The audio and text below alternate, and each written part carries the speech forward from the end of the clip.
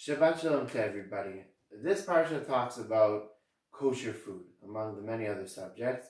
So I wanted to discuss today why keep kosher. What are the reasons of keeping kosher? And also what are some of the reasons that are not behind keeping kosher? And possibly the myths about why people believe we need to keep kosher. So first I want to start with a story. Rabbi and I, we were youth directors in Vancouver, British Columbia. This is back about 10 or 11 years ago. And we had a big Shabbaton in Vancouver. And it was also around the Olympics. So there was a lot of people on the street. We interviewed them and we asked a couple of questions. We asked people actually to do their national anthems. And some of them did them, like the Polish-Finnish national anthem, and it was great. But also we asked people, what makes something kosher? These are random people that we found in downtown Vancouver. Some were a little bit less intoxicated than others. And one person, in fact, had a very interesting answer. It was kind of a weird answer. And he had a little bit too much to drink.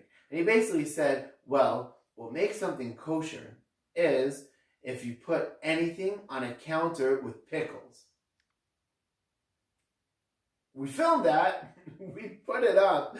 It was part of our promo video for the Shabbaton. We had like 200 kids. It was unbelievable.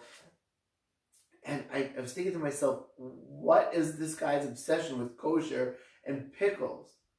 And then I realized he probably went to like a New York style deli where they have like cold cuts and corned beef and pickles and pastrami and rye. And he's like, oh, all kosher food has got to be on a counter with pickles. So that's obviously not the reason that we keep kosher or what kosher is. But what actually is kosher? So kosher, as I explained to a lot of our kosher Kiwi clients, is comprised of 100,000,001 laws. It's very complex. There's kosher restrictions for animals, for plants, for processed food, and it's very intricate and there's a lot of details. And I'll tell you one reason why, which is not the reason for keeping kosher. The one myth about keeping kosher is that you do it for health reasons, right? Keeping kosher keeps you healthy. Let me tell you something, two things. One, if you've ever had takeaway kosher Chinese food in other places in the world, it is 100% not healthy. Talking about like heart attack in a bag, like not healthy. Like it's really bad. Stuff, very tasty, very not healthy. 100% kosher. I remember also my late Bobby's cooking. It was so good, especially her rice. The rice was yellow. And I grew up thinking that all rice is yellow. Not realizing that the discolorization of this white rice was made by lots of oil, salt, and other additives, which I'm not even sure what you put in till this very day. But once you put in those mushrooms, you can eat that rice cold out of the fridge. It was unbelievable. And definitely not healthy, but 100% kosher. So kosher food doesn't have to be healthy, and it still makes it kosher. So why keep kosher? So I was looking at different reasons that are put out there on the internet and other places, and really thinking about kosher makes you think about what you eat.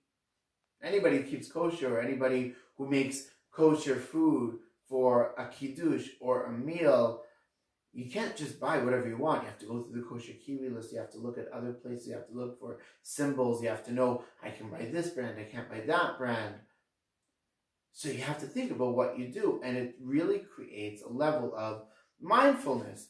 And there are a lot of writings, a lot of content out there about mindfulness and eating.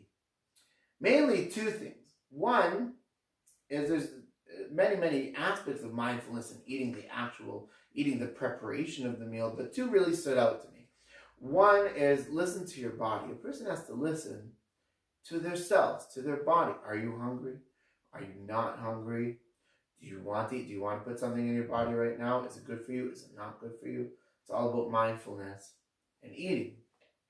The second thing that stood out to me is consider where your food comes from. This was part of the mindfulness or mindful mindful.org website, and has 6 levels of mindfulness. And the last one is consider where your food comes from. I mean, how many times do we go and eat or possibly order out or prepare a meal or go to a supermarket and say, yeah, I'll just buy it. Where does it come from? What's in the food? What's it made of? Sometimes we know, usually we don't. We're like, it's food. Eat it. You have teeth, so eat it. But if you really, if a person keeps kosher, they have to say, wait a minute. What is this food? Where does it come from? Is it kosher? Is it not? Are there ingredients? What not? What's in it? Is there gelatin in it? Is there not? Is it a kosher fish? Is it a non-kosher fish? You have to consider where it comes from, what goes into making it. And it really creates a level of mindfulness of being aware of what you eat. So that I thought was a great reason why to keep kosher, but that's not the main reason for keeping kosher. Another interesting reason for keeping kosher is national unity. Imagine that all Jews around the world kept kosher. And being a Jew was synonymous with keeping kosher. We know today it's not the case. In many places in the world, even in Israel, not everybody keeps kosher. But imagine if it would, how much it would really unite the Jewish people, even if there are different levels of keeping kosher, but that would really create some semblance of unity. And in fact, that's true in many shuls and Jewish communities around the world, that as a community, you eat kosher. It creates a unity, foods that everybody eats, and foods that everybody as a community doesn't eat. That is a great reason, but again, it's not the reason for keeping kosher.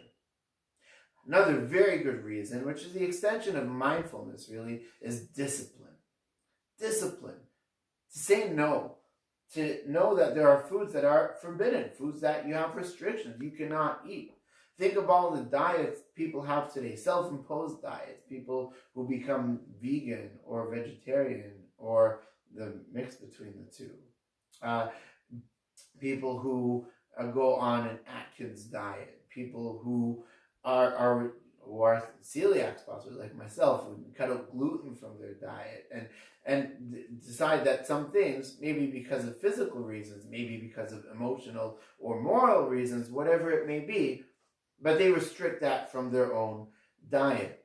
It creates a sense of discipline. It also gives a sense of empowerment, similar to mindfulness, but a step above. I choose what I eat and I choose what I don't eat. And having that discipline means I can't eat whatever I want.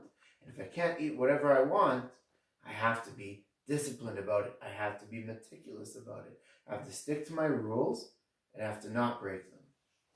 And if you do that, when it comes to what you eat, which is a core need for every human being, that could mean that you can have that same level of discipline in other areas of your life. Possibly in finances, in jobs, in your spiritual refinement, in your relationships. So creating that discipline is something that's an ongoing thing for people that keep kosher. But again, that's a great reason, but that's not the reason for keeping kosher. There's really only one reason to keep kosher. And it's similar to many mitzvot in the Torah. But the reason to keep kosher is because it is simply God's commandment. And it's better for us from a spiritual perspective. There's 2 types of mitzvot, 2 types of commandments. One is called a mishpat, and the other is called a chok. A mishpat is a mitzvah that, as the Rambam describes it, is a intellectual mitzvah, mitzvah sichli, something we understand with our own brains, even if it wasn't commanded. For example, don't steal. There is a commandment not to steal. It is a commandment direct from Hashem. The reason we do it is because it's a mitzvah, not for any other reason. But however, in many societies, maybe not all, but in many societies, not stealing would be a general law as a law, because people would come up with that logically from themselves. It fits logic. However, not eating shellfish versus eating fish that have fins and scales may not be such a law. It may not be, it doesn't defy logic, but it's not based on logic. It's beyond logic. So, therefore, eating kosher food, it falls under the category of a chok, of a mitzvah that the Rambam calls mitzvot shim'iyot, mitzvot that we hear, that we have to understand, that we simply do because they're written in the Torah, because Hashem, God commanded it, and for no other reason. And so if there's no other reason for it that's based on logic, even though kosher doesn't defy logic, but is beyond logic, then how does really keeping kosher enhance one's spirituality? Well, the truth is the word kosher is a very, very recent word and is not used classically to describe kosher food. In the Torah, you won't see the word, this is kosher, and that's not kosher. If you're looking for that word, you won't find it. Kosher simply means kasher, from the word kosher, which means fit. It's fit to be consumed. And so a lot of things have become kosher today. There is even a whole line of phones in Israel called kosher phones that don't have SMS messaging and the internet is blocked. And there's a whole group of people that in Israel that want to quote unquote consume the kosher phones. There's even a certification on it, a stamp. This phone is kosher. Don't eat it. It's not healthy for you. But the word kosher is used to describe a lot of different things today. The word in the Torah for kosher is tamet and taho. Impure and pure. Impure and pure. The laws of tumah v'tahara, the laws of purity and impurity, are by the very definition spiritual. It is not something that is physical. It's not something you can quantify in this world. It is a spiritual state of being. Whether something is pure, something is impure. A person, for example, who's impure may not enter the Beit HaMikdash, may not enter the temple, may not eat the Pesach offering, and a lot of other areas would be blocked from them as well because there's a spiritual block. And so keeping kosher essentially is saying, I'm going to consume the animals that are tahor, that are pure. And I'm not going to consume the animals or the foods or the processes that are tamet, that are impure. Who defines that? Only Hashem. And it leads to spiritual refinement for reasons that are beyond our intellect. And that's the real reason to keep kosher. It's a covenantal reason. However, all the other reasons are true, and there's tremendous benefits to mindfulness, to possibly creating national unity or unity in a community, and to creating self-discipline. And hopefully we've sorted out the reasons for keeping kosher and the reasons that may not behind keeping kosher.